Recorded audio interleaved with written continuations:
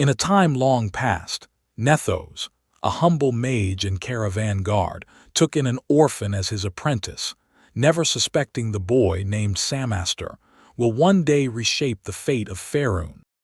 The boy possessed a nervous disposition and acute senses that often left him agitated, trembling, and prone to fits of rage. Frequent illness plagued young Sammaster that simple herbs could barely alleviate. Despite his ailments, Nethos recognized the boy's fierce intelligence and burning ambition to master the magical arts. So devoted was young Sammaster that he regularly missed meals and sleep to better understand magical principles. It was during this time when young Sammaster became increasingly fascinated by the underlying foundations of magic known as the weave, and Mystra, the goddess of magic who regulates the weave. Introduced to formal worship by Nethos, Sammaster became an ardent follower of Mystra. From that point forward, Mystra seemed to smile upon the young mage. His studies accelerated rapidly, and soon Sammaster outgrew his mentor's teachings, leaving Nethos to seek greater challenges. Sammaster journeyed incessantly across Faerun, seeking new mentors to learn ever more advanced magic. Time and again, he would quickly outstrip his new teacher's abilities and move on in search of greater challenges. The only constant in his restless life was magic itself, Sammaster's first and only true love. Despite his late start and poor health, Sammaster achieved Archmage status before a single gray hair sprouted from his scalp. Sammaster delved ever deeper into magical theories and the profound mysteries of the weave. He discovered, rediscovered, and improved numerous spells in the advanced field known as metamagic. Sammaster remained deeply grateful to his lady Mystra, as he reverently called the goddess of magic in his prayers. At the natural age of 50, Mystra herself appeared before the devoted Archmage. Sammaster was awestruck and utterly smitten as he fell to his knees, weeping upon Mystra's divine feet. Mystra asked this young genius if he believed himself worthy and strong enough to carry her divine power within him. Not fully understanding what Lady Mystra meant, Sammaster nonetheless accepted without hesitation, trusting completely in her wisdom. He became the first mage to join the ranks of Mystra's Chosen since the legendary Seven Sisters years before. It was the year 855 DR, in the season of spring at dawn, when tragedy would forever change Sammaster. Sammaster was wandering through the borderlands when he came upon a troop of caravans. He approached and quickly determined their true nature. Evil Gentarim slavers, preying upon and transporting innocent peasants. Driven to one of his characteristic rages at this atrocious scene, Sammaster felt overwhelming anger consume his rational mind. Alone, he approached the Gentarim, calling upon silver fire, the inherent power of all Chosen of Mystra. The Gent guards surrounded the wizard while some ran toward the helpless peasants to take hostages. Sammaster was delayed by the guards, as he fought with desperate fury to reach the prisoners. Just as Sammaster dispatched the last guard, he witnessed the atrocity being committed by the fleeing gents. The panicking people in the cage carts flailed about with their chains, striking the approaching gents. All thoughts of hostage-taking fled the gents in their anger and fear as they began slaughtering the helpless slaves. Sammaster, already covered in blood from battle, heard the peasants' agonized screams. He screamed in matching fury as he saw the wholesale slaughter being carried out before his eyes. A brilliant ball of silver fire erupted from him uncontrollably. The silver fire flew straight to the cage cart where the gents were hewing and chopping the innocent prisoners. The silver fire struck and exploded with blinding light, killing not only the gents but also any peasants who had managed to survive the slaughter thus far. Sammaster realized the horrible truth of what he had done to those innocents. His psyche could not cope with what he had done. Something in his mind snapped completely that fateful day. The sense of burning wood, horseflesh, and human flesh assailed him. He lost consciousness entirely, falling among the destruction that his uncontrolled power had wrought upon the innocent. From that day forward, Sammaster could never forget what he had done with Mystra's gifts. His chaotic tendencies, irrational rages, sense of failure, combined with this horrific memory, overwhelmed his sanity. Little was heard of Sammaster for many years following, with most believing he had gone into complete magical seclusion. Some believe Sammaster sought to restore those innocent lives he had taken, marking his first forays into necromancy. These researches awakened his interest in the creation of the undead. Sammaster, as one of the Chosen, had little to fear from most undead creatures and actively sought them out. He came to know and gained knowledge from vampires and liches of great power. In the year 861 DR, in the magnificent city of Silveramoon, fate would bring two Chosen of Mystra together. Alustriel had been ruling the city wisely since 857 DR, beloved by her people for her grace and wisdom.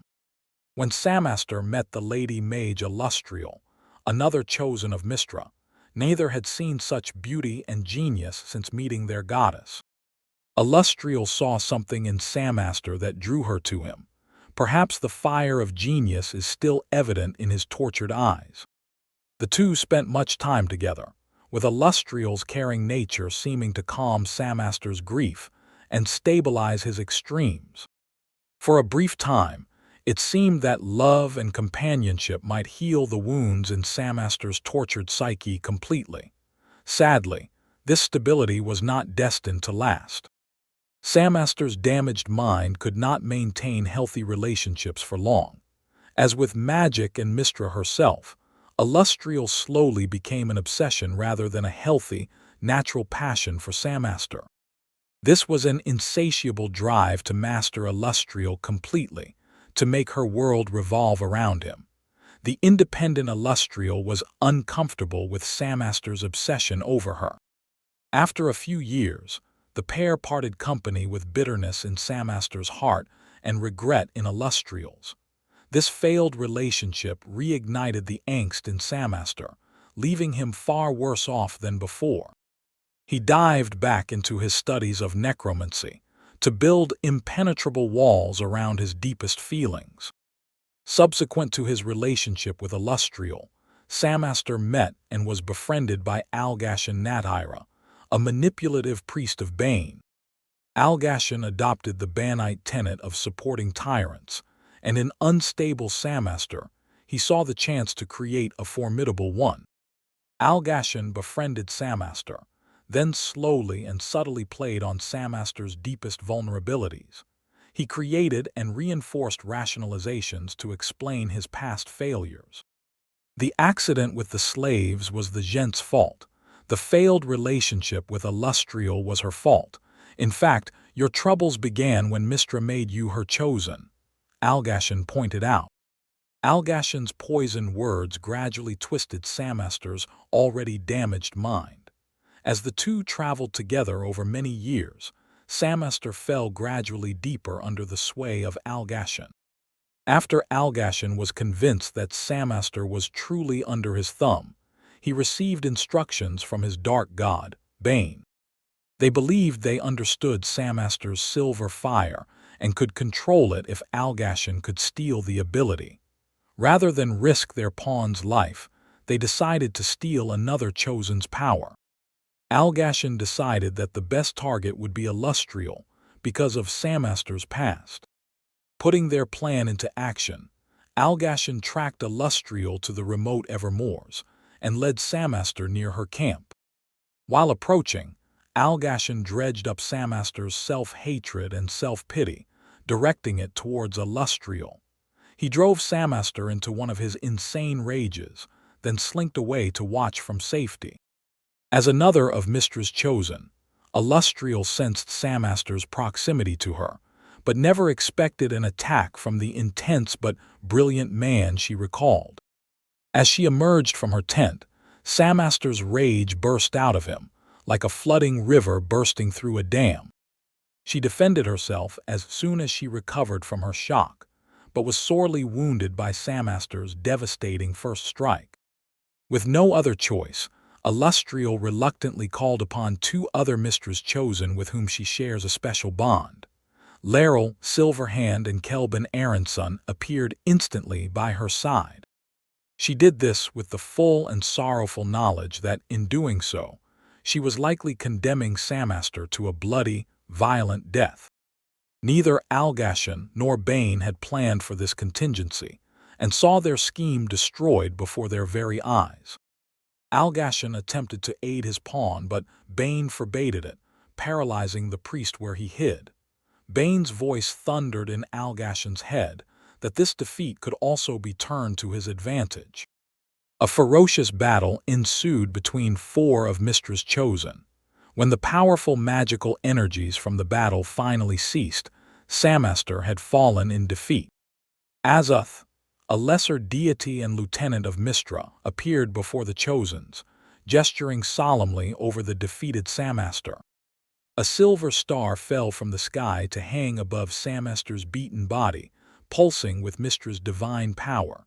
Great gouts of silver fire flowed out from Sammaster's wounds, absorbed by the star. Azuth declared that Sammaster's body was to remain where it had fallen, as final lesson and punishment from the goddess. But Sammaster did not pass on to the plains that day, as the others believed. After the others left, Algashan emerged from his hiding place, prompted by his dark god's whispered commands. He casted the spells prepared for Alustriel on Sammaster instead, trapping divine power and restoring life.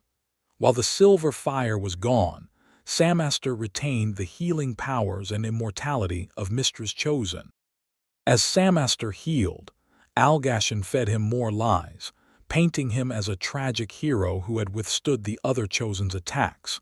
Only the treachery of gods Azuth and Mystra had defeated him.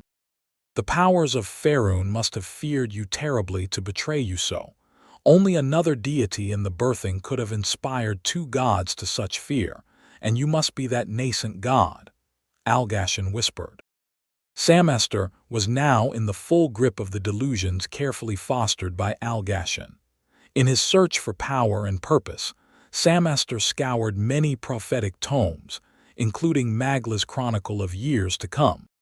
From one passage, or more specifically, Sammaster's mistaken translation of the prophecy in the passage, the cult of the dragon would rise. And naught will be left save shattered thrones with no rulers, but the dead dragons shall rule the world entire. The evil fire this passage set alight in Sammaster's demented brain was destined to burn for centuries to come. Together with Algashan, Sammaster wandered Faerun, preaching the future of the world as he saw it should be.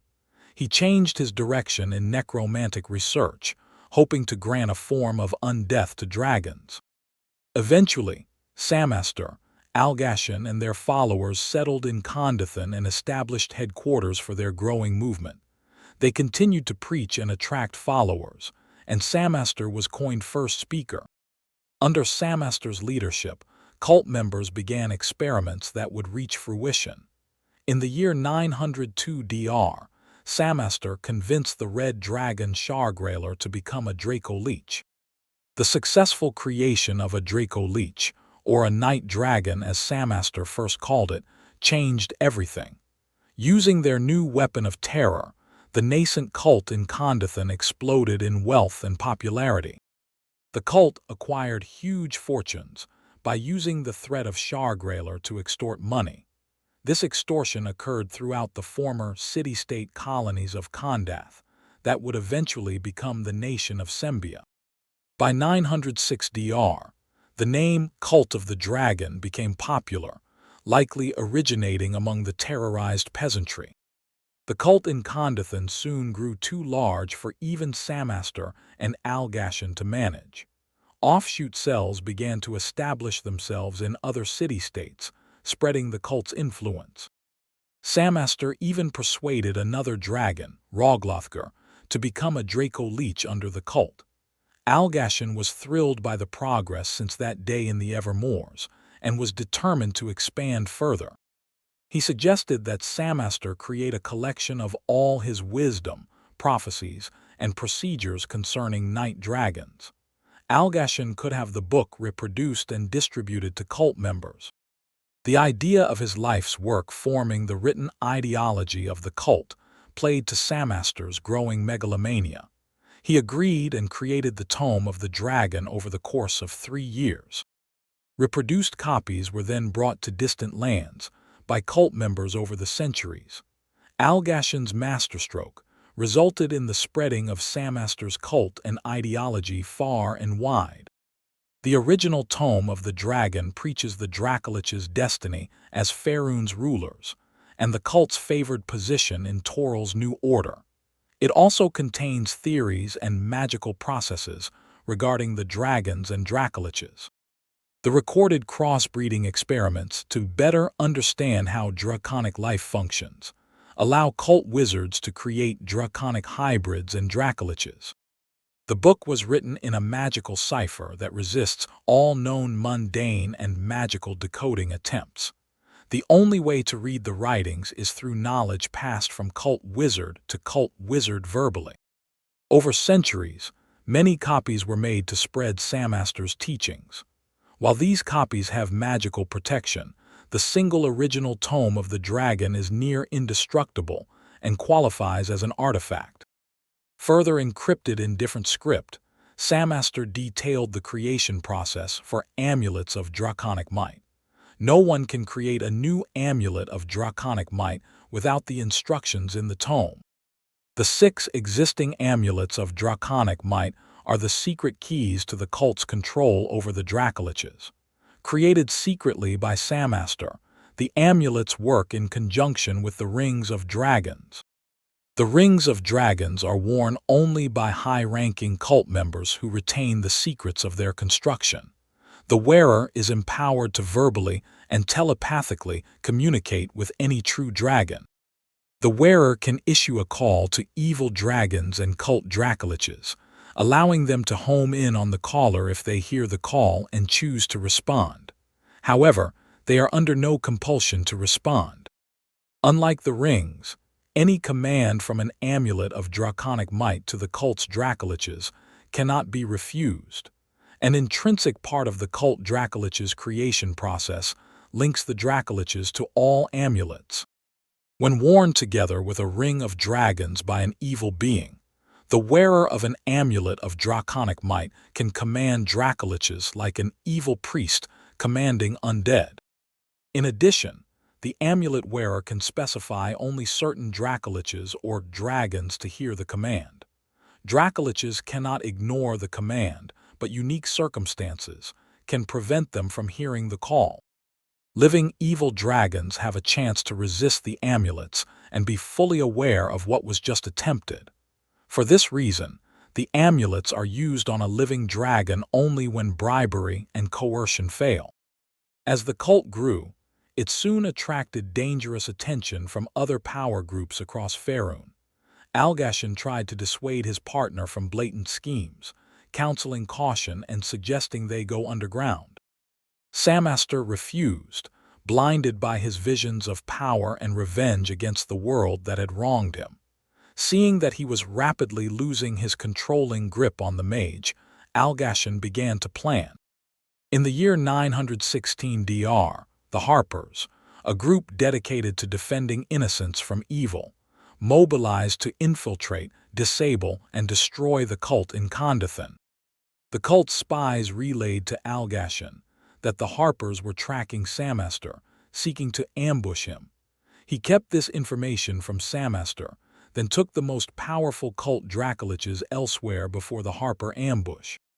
Sammaster and his entourage of cult members, dragon hybrids, dragon kin, and undead, were traveling to pay a first visit to 2 green dragons, who were being courted to become Dracolics.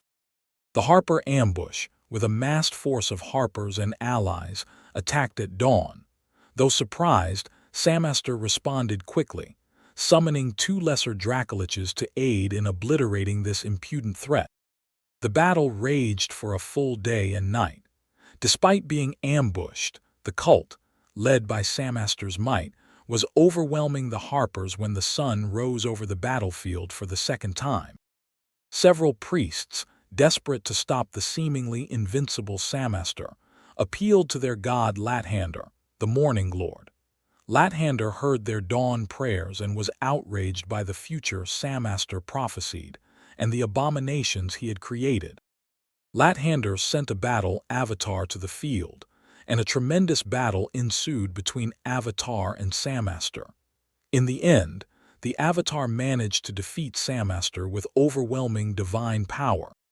However, Sammaster had prepared for unlife as a leech should his regenerative abilities fail him. Upon his death, his soul fled to a phylactery, a small but exquisite uncut diamond. If undestroyed, the phylactery can allow Sammaster to return as a leech, like the event centuries later. In the year 1282 DR, a leech calling itself Sammaster began gathering servants and even dragons under its banner. Rumors spoke of the leech using a Dracoleech of enormous size and power as his steed. Cultists investigated and found the leech's claim was true. He was indeed Sammaster, returned from death itself. The cult began to rally around the Leech Lord as word spread of their founder's triumphant return. Alarmed Harpers and good folk of the Dalelands and Cormyr readied themselves to defend against the Leech's hordes.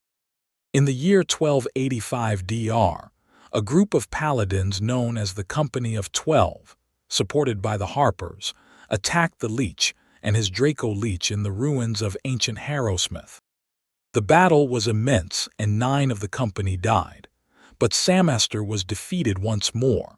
However, neither Sammaster's phylactery nor the Tome of the Dragon was recovered to prevent another return. Back to the years following Sammaster's death, battling Lathander's avatar, Algashan took over the remnants of the Sembian cell and took the organization underground as he had long advised. Over centuries, the sect loyal to Algashan and cells loyal to Sammaster came into conflict many times. This early schism resulted in the fractious nature of the organization to this very day. Algashan adopted robes of rich, deep purple to signify his status in the cult. Soon, only the inner circle of leadership were allowed to wear this color, and they became known as wearers of purple. As Algashan ruled over decades, he slowly brought more of Bane's doctrines into the Sembian branch. Many followers grew unsettled as Algashan steered the cult toward seeming union with the Church of Bane. Many who joined the cult saw it as a means to further their own power through dragon alliances. They believed the cult should be more of a secret society than a religious organization. This coalition was led by the Archmage Tuolhava Dracuwings, forming the pragmatic branch in the cult, against Algashan's Bane-influenced reformational stance. By the year 1000 DR, philosophical differences grew until the entire cult of the dragon in Sembia aligned behind one of two leaders, Algashan or Tuolhava. Algashan brought in more priests of Bane to bolster support and intimidate those who oppose his leadership. Hostilities continued to grow, with occasional skirmishes within the fractured cult. In the year 1001 DR, Tuolhava was sent to investigate reports of an ancient undead dragon in Pelivaran. He found no undying dragon, but discovered an evil entity in the deepest caverns. From the depths of an endless pit, a reptilian voice whispered promises of absolute power if ancient wards that prevented his entry into the world were sundered. Tuolhava saw this as his opportunity to break with the Sembian cult and set up his own power base. For 17 years, Tuolhava labored with ancient magics until he could cast the incantations the voice revealed. With the casting of the spell, the great fiend, the Demipower Gargoth, arose from the pit. In exchange for his release, Gargoth summoned forth an army of fiends to serve the ambitious Archmage's whims. Those most loyal to Tuolhava declared secession from the Sembian cult and joined him in Pelivaran with their Dracoliches, Dracohybrids, and dragon allies. Tuolhava, Leading the Hoard of Hellspawn and Draconian allies marched forth, taking Pelivaron's throne within a fortnight. As Pelivaron fell, Gargoth, demigod of betrayal and political corruption, sought out the leaders of the cult. He whispered of Tuolhava's victory and that the Archmage destroyed an ancient undead dragon he found for the victory. Enraged, Algashan and other mages of the cult summoned all their Dracoliches, dragon hybrids, and dragon allies to form a huge flight of dragons. Within a month of Tuolhava's coronation, a rage of dragons descended on Pelivaron. Tuolhava's forces were destroyed, but Algashan fell in the climactic confrontation with Tuolhava. The victory came at a price. The cult's ranks of Draconic might was decimated and their high priest was no more. After destroying Tuolhava's faction, the remaining Sembians returned home, but the cult needed new leaders without Algashan. The remaining Banites tried to maintain control, but with Algashan's intimidation gone, they were outvoted by the pragmatist faction. The pragmatic philosophy has had the upper hand in the cult to this day. The cult entered another quiescent period, either working covertly or quietly recouping their tremendous losses. The cult's activities include visiting evil dragons' lairs, praising them and telling them of their destined rulership. They contribute large amounts of treasure to these dragons' hoards and offer any assistance at their disposal.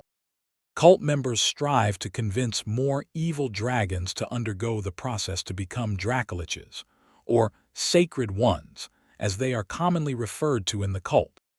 In exchange for services, cult members ask dragons for permission to use their lairs as emergency shelters, and for a promise of aid, should the cult ever call on them using the cult's rings of dragons.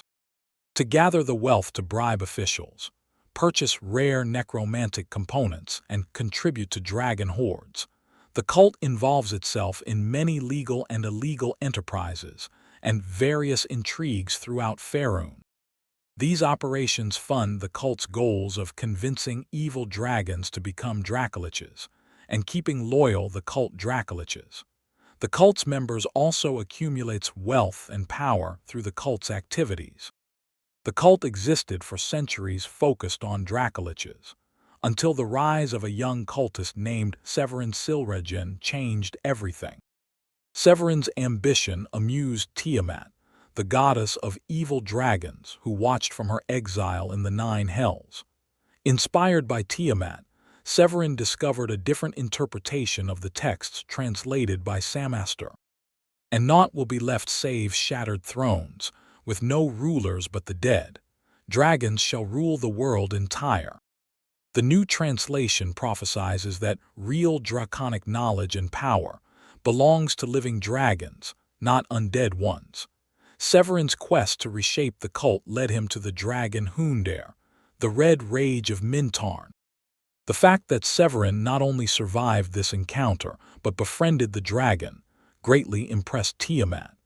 As reward and further test, she gave Severin knowledge regarding the existence of 5 dragon masks. Individually, these ancient masks, one for each color of chromatic dragons, make wearers worm speakers. It allowed them to think like dragons, gain favor among them, and subtly influence their behavior.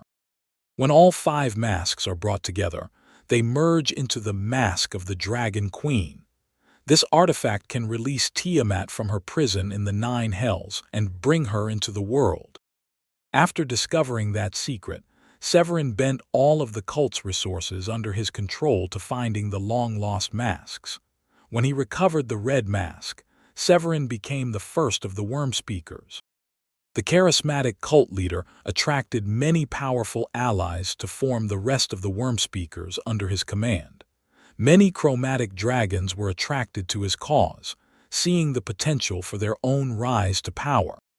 Under Severin's leadership, most cultists devoted themselves to Tiamat, embracing this new direction. However, not all agreed. Some old cultists disliked the cult's new direction and longed for established Dracolich traditions. A common thought among Dracolich loyalists is that Severin is being played by the fiendish Tiamat for her own ends. However, Severin pressed ahead and began a plan to summon Tiamat into Toril to bring the new prophecy to pass. Thus, the long and twisted history of the cult of the dragon moves toward a new chapter in the Dungeons and Dragons adventure Tyranny of Dragons.